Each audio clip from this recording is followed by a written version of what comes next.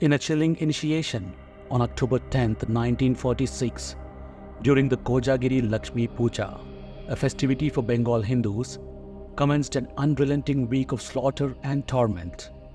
An estimated 5,000 lives were extinguished, while hundreds of Hindu women suffered the horrors of violation and thousands were forced into leaving their faith for Islam. Amid the harrowing events, 50,000 to 75,000 survivors found temporary refuge in makeshift camps scattered across Communal, Chandpur, Agartala and other havens. Meanwhile, around 50,000 Hindus remained ensnared in the afflicted zones, held under the scrutinizing gaze of their Muslim captors, deprived of any influence from the authorities. In a twisted distortion of freedom, certain regions mandated that Hindus seek approval from Muslim leaders to venture beyond their villages, while those forcefully converted were forced to declare the newfound faith as a facade of voluntary choice. Their lives became a perilous balancing act, confined to unfamiliar residences until official inspections arrived, paying dues to the Muslim League and submitting to the jizya, an imposed tax on non-Muslim in Islamic territories. The Noakhali Riots, meticulously planned series of atrocities, unveiled monstrousness between October and November 1946, a precursor to India's liberation from colonial rule. The streets ran blood-red with organized bloodshed, women were brutalized, abductions were commonplace, and Hindu properties went up in flames. A sinister orchestra of suffering orchestrated by the Muslim community in the Noakhali district of Chittagong division, now part of Bangladesh. The spark that ignited this inferno can be traced to a proactive speech by Ghulam Sarwar Hosseini after a mass meeting led to the ransacking of Ramganj market. On the very day of Kojagiri Lakshmi Puja, when the atmosphere should have been brimming with devotion, Ghulam Sarwar masterminded a diabolical directive mobilizing Muslim masses towards the Sahapur market. Further enraging the situation, another faction, led by the notorious Qasim, converged upon the Sahapur market with their private militia known as Qasim Fauj.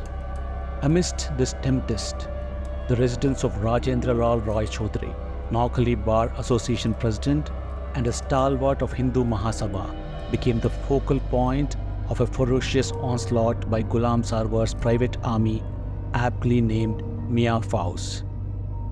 Armed with unyielding determination and a rifle, Roy Chaudhary held the mob at bay from his terrain, a lone guardian of his home and convictions.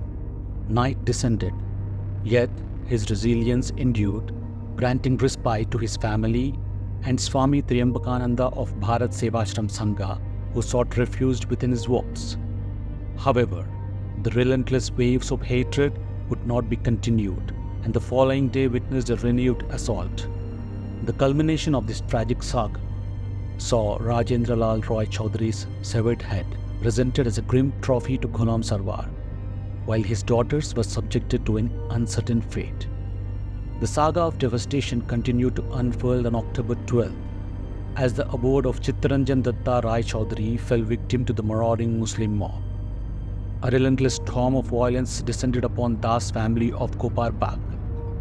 Their lives intertwined with the very fabric of their tormentors.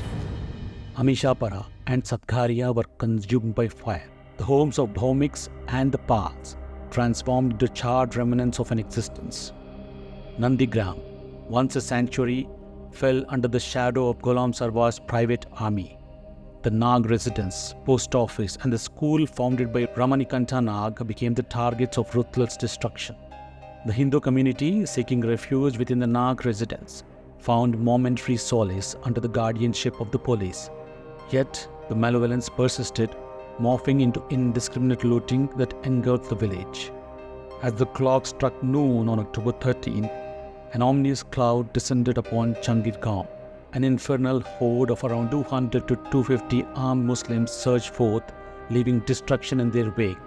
Temples crumbled, 1,500 mounds of paddy turned into ash, and soulful symbols of Shankha and Sindoor were ruthlessly torn away from Hindu women. The very essence of faith was coerced into submission as the namaz was imposed upon the unwilling hearts. October 14th bore witness to another grim chapter penned by Jogendra Chandra Das, the MLA from Chandpur, Tipera. In his letter to Jogendranath Mandal, the plight of thousands of scheduled caste Hindus came to light. A tale of torment, where homes were ravaged, flames ignited, and souls coerced into faith not their own. A reign of terror blanketed Noakhali, and the methodical use of petrol and kerosene laid bare the calculated orchestration behind the onslaught. In response to these horrors, Dr. Bipin Chandra Roy, a prominent figure, reached out to Mahatma Gandhi, who, during his evening prayer, voiced his deep concern for the massacre unfolding in Noakhali. Yet, even in the face of such unprecedented brutality, a discordant note emerged. Muslim leaders were not happy with Gandhi's presence, lamenting the perceived harm to their faith. Gandhi's mission flattered, and he embarked on a journey to Bihar at the behest of Bengal Muslim League leaders. However, even as he departed Noakhali, the flames of violence continued to rage, with reports of Hindus being burned alive reaching his ears. In this desperate context, Gandhi's council presented a somber ultimatum. Hindus in Noakhali must either leave or face annihilation. And so, the story of Noakhali Riots, a harrowing tale of courage, brutality, and a desperate plea for peace, unfolds against the backdrop of a nation on the brink of independence.